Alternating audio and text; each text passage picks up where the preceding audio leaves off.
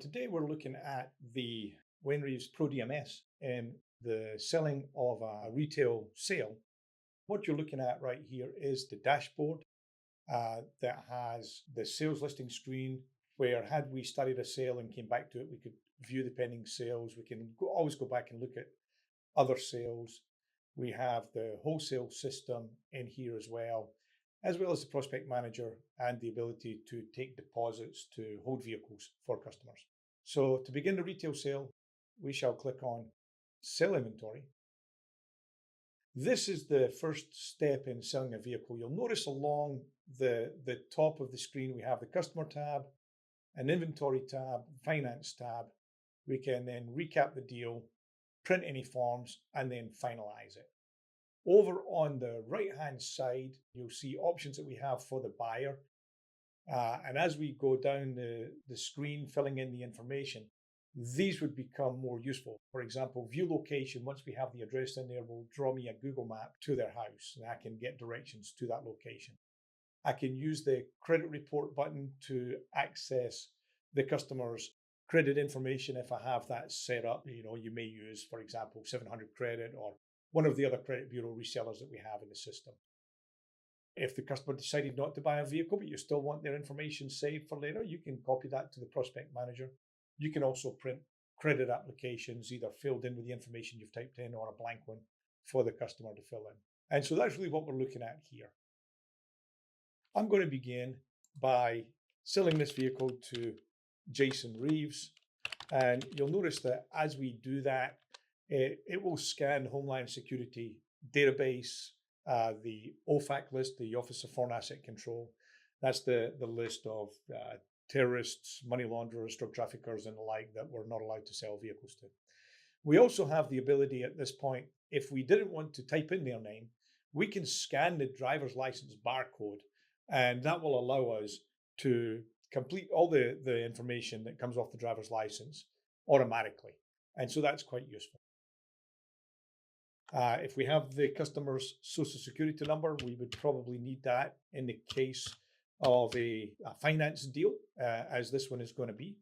And then we can put in the customer's date of birth, the address for the customer, the zip code will give us then an option for the particular city and county that we're in.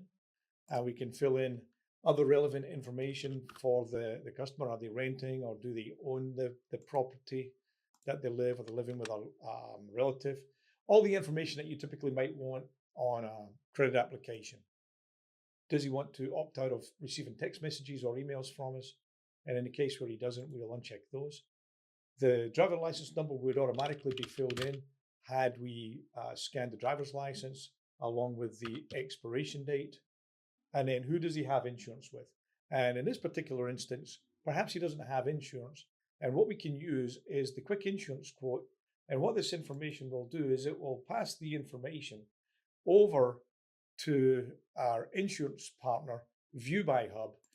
It may also be useful to actually add the vehicle that we're going to be using to sell the deal, so that the information will be in the View by Hub's portal as well. Before we do the insurance quote, of course, we have to have the information saved in here before that happens, and that's what that prompt was. Now I'm going to go ahead and I'm going to choose the vehicle, and we will choose the Chevrolet Equinox. We'll select that one. And so it lets us look at the vehicle. If we've been driving it and we need to increase the mileage, we can certainly do that.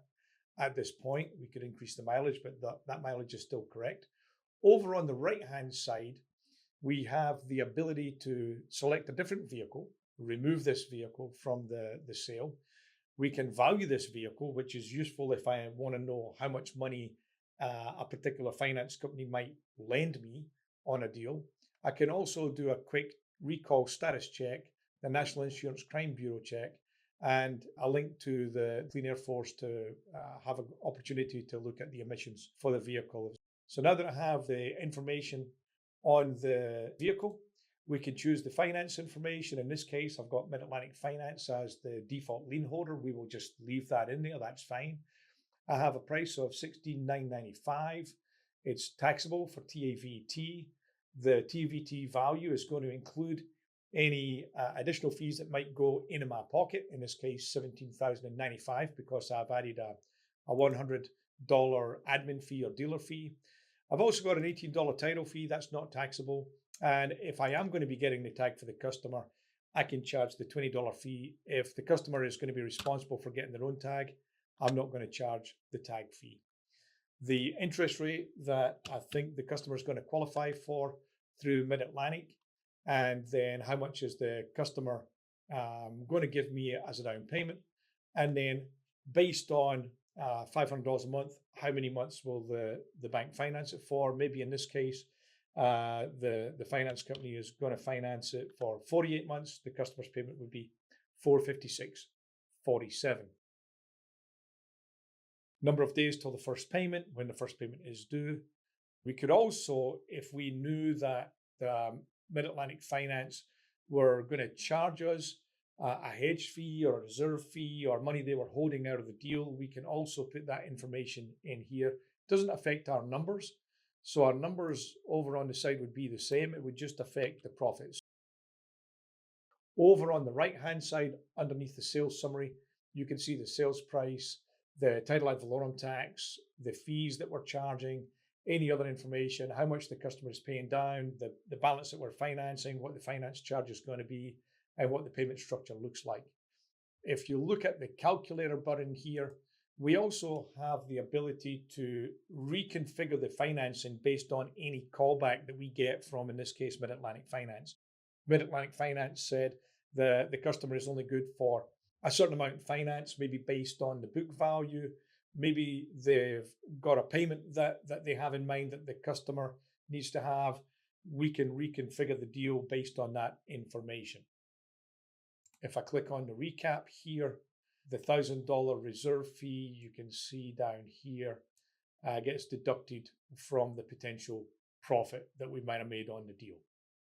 When we get to printing, this is where we would have a default list of forms that we would want for an outside finance deal. Any other forms that we need, we could add to this list. And then once we've got these forms ready to go, we would simply click on print, and all of these forms are going to be created one after the other for us, and we can print them out to a printer. We can go through and sign them together, or we can send them to our electronic signature partner called DealerSign, and we can have the forms distributed to all of the folks responsible for signing. So it really makes it quite nice. We're able to click on the print, and we're going to go ahead and look at what those particular forms are going to look like. So these are examples then of the bill of sale / buyer's order. And as we scroll down, you'll see that all of the forms are available on display prior to them being printed. So if we saw something that wasn't quite right, we can go ahead, make the change, and then print them out or send them for electronic signature. Finalize tab, where we can add how is the customer paying their $3,500, and we just say by cash in this case. And then what we're able to do is go ahead and book the sale, complete the deal. And that really is all there is to completing a deal in the Pro DMS.